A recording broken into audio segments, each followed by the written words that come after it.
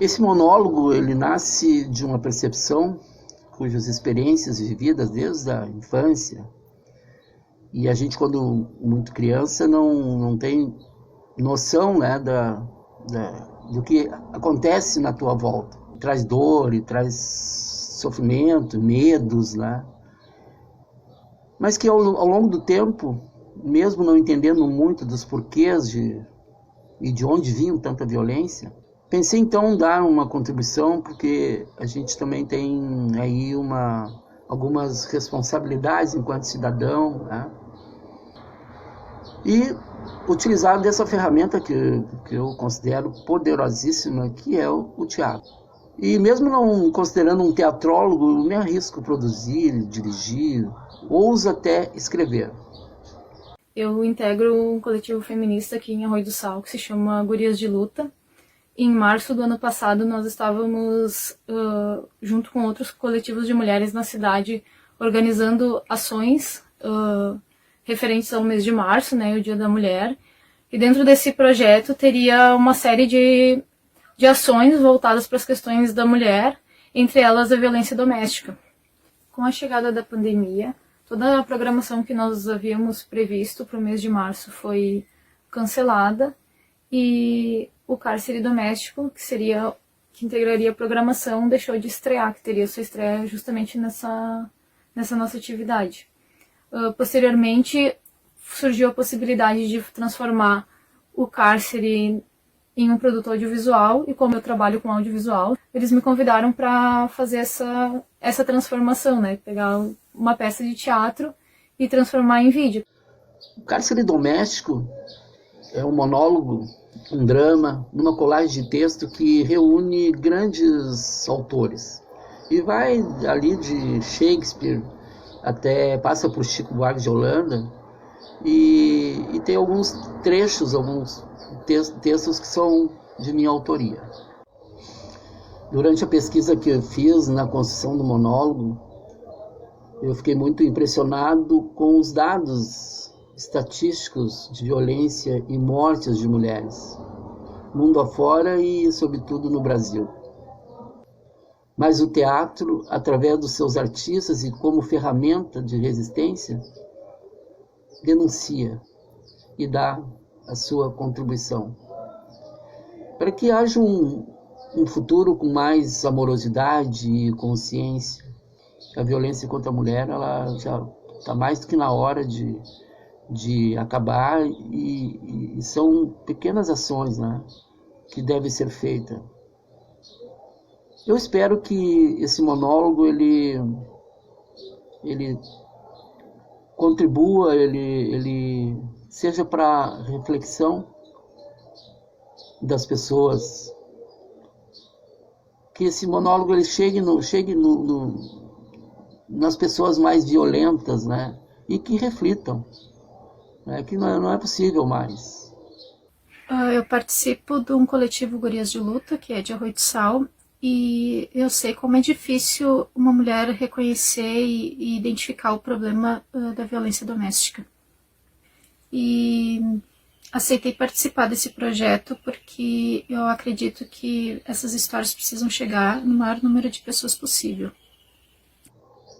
Eu precisava de uma atriz, né? Daí quando chega a Nadine Mota, que é uma atriz que a gente já conhece e tal, eu passei o texto para ela e ela se viu no texto e achou legal e tal, e me confirmou no outro dia, e a partir dali já organizamos a nossa agenda de ensaios e montamos. É um texto que é uma narrativa poética que se mistura, né, com a história da Nadine. E isso que instigou ela a fazer o texto, que ela está ali, é o grito dela, né, que a gente passou a considerar. Hoje eu quero compartilhar aqui o meu relato pessoal, no intuito de mostrar de que você não está sozinha. Infelizmente, esses casos de relacionamento abusivo, de violência doméstica, que muitas vezes acabam em feminicídio, são muito mais comuns do que a gente imagina. Eu vivi a violência doméstica por quase 12 anos. Era um relacionamento que tinha violência física, violência psicológica, violência financeira, e ainda assim eu não conseguia perceber que era um relacionamento abusivo. Ele sempre tinha uma justificativa e colocava a coisa de uma maneira que parecia que mais errado era eu não perdoar e que muitas vezes talvez eu fosse culpada. Por muito tempo eu acreditei que era o amor da minha vida. E por muito tempo eu acreditei que era amor. Hoje eu consigo olhar para trás e perceber que desde o início foi abusivo. Pelas traições, pelas agressões, por me deixar sem dinheiro, por boicotar o meu trabalho, mas na época eu não percebia. Eu acreditava que teria mudança, né? Ele sempre prometia que era a última vez. E realmente, por um tempo, funcionava, parecia que sim. Mas daí acontecia de novo. Até que a frequência começou a ser cada vez menor. Primeiro acontecia uma vez por ano. E geralmente, coincidentemente, no final do ano, no verão. Depois começou a ser de 6 em 6 meses. De 3 em 3. De 2 em 2. Até que a violência acontecia de uma forma ou de outra, quase que diariamente. Quando essa violência, seja física ou psicológica, começou a acontecer também com os meus filhos, a abalar a estrutura emocional deles, foi quando eu disse, chega. Mas não foi fácil, foi sofrido. Ele me virou as costas, me deixou sozinha, pagando aluguel, com 3 filhos, não ajudava em nada, nem financeiramente, nem para levar as crianças para passear, enfim. Quando eu arranjei um namorado, aí a coisa piorou. E é incrível, né, como a sociedade ela é machista. E talvez isso tenha feito eu demorar tanto a tomar uma atitude e tanto a perceber. Porque além da justificativa dele, de que tinha acontecido, era normal e não ia se repetir, a sociedade também colocava como normal. Eu levei pontos, tive dedo quebrado, tive roupa rasgada, escândalo na frente do meu trabalho. E eu ainda escutava assim, ó, mas alguma coisa tu fez. Mas ele é tão bonzinho, ele é tão simpático, ele é tão trabalhador, é tão bom pai, porque pegar as crianças e desfilar pela rua é fácil, né? No dia a dia ali, só a gente que sabe. Então, quando eu resolvi seguir em frente, ainda que fosse difícil o sustento das crianças, ainda que minha autoestima estivesse abalada, eu decidi que eu não ia mais voltar atrás. Porque daquela maneira eu já tinha tentado muitas vezes e tinha voltado a ser agredida, de alguma forma ou de outra. E quando veio o convite para eu interpretar esse monólogo, eu aceitei na hora, porque essa seria a minha melhor resposta. E quando eu li o texto, eu me identifiquei muito, porque ali retratava muito da minha história. E eu tenho certeza que, infelizmente, da história de muitas mulheres. A sociedade, de uma maneira geral, ela é muito machista, e se a gente, claro que evoluiu bastante, mudou bastante, a gente já conseguiu vários direitos, mas se a gente pegar e observar as gerações passadas, a gente vai ver como o machismo é estrutural, o patriarcado, e como isso é nocivo para a saúde mental das mulheres e para a evolução da sociedade.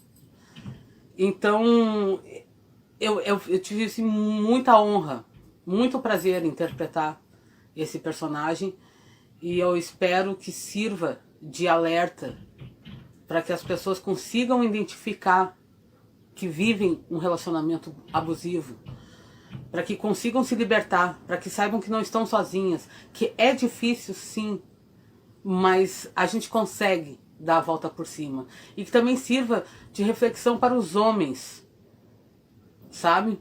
Porque a agressão ela acontece de várias formas. Ela pode ser psicológica, abalando a tua autoestima das mulheres. Ela vira física e ela pode ir além, né? Não é normal.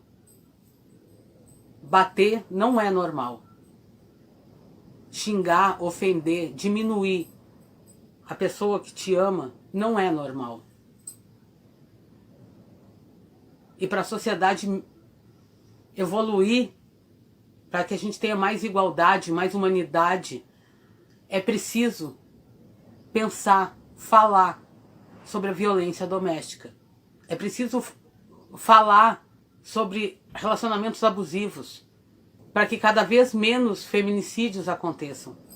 A coisa é tão estrutural, tão arraigada, que às vezes, assim como a mulher não percebe que ela está vivendo um relacionamento abusivo, o homem não percebe que está sendo abusivo. Então eu busquei ajuda psicológica, tanto para mim como para os meus filhos. Isso me ajudou demais, porque eu conseguia enxergar coisas que antes não eram óbvias. Até as pessoas falaram, mas como que tu, né? Como é que tu aceitou? Como é que tu voltou? Como é que tu fez outro filho? Eu não enxergava. Então procurem ajuda. Não tenham vergonha. Eu muitas vezes escondi. Eu só dava um sorriso amarelo quando elogiavam o meu agressor. Mas eu não dizia que não, ele não é assim. Falem. Não tenham vergonha. A culpa não é de vocês.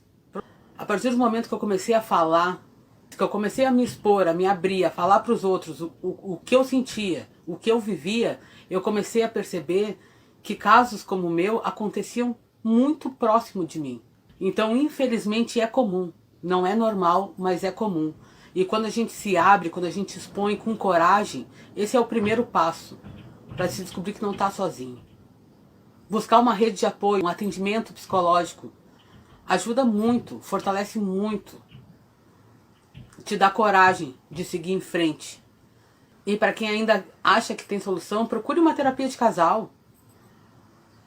Que o homem procure também, se não quer fazer de casal, mas que os dois façam atendimento psicológico para que entendam que essa não é a forma certa de amar e de se viver. Eu espero ter contribuído. Eu espero que a sociedade mude. Eu sei que os passos são lentos, mas é importante a gente mexer na ferida para fazê-la cicatrizar, para fazer com que ela não aconteça mais.